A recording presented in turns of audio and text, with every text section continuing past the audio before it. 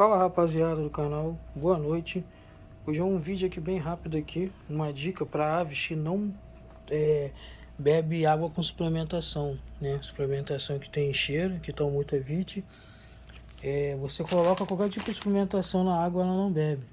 Eu fiz aqui esse mix aqui, ó. O que tem aqui? Tem duas doses dessa aqui de mel e ovos da Nutrópica.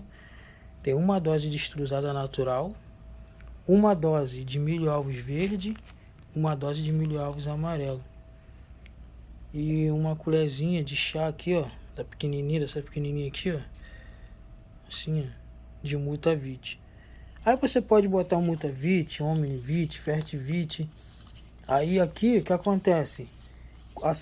São 10 dias de suplementação. Então, se o passarinho for comer 10 dias de farinhada, vai dar ruim. Então tá aí a dica aí, ó. Tamo junto.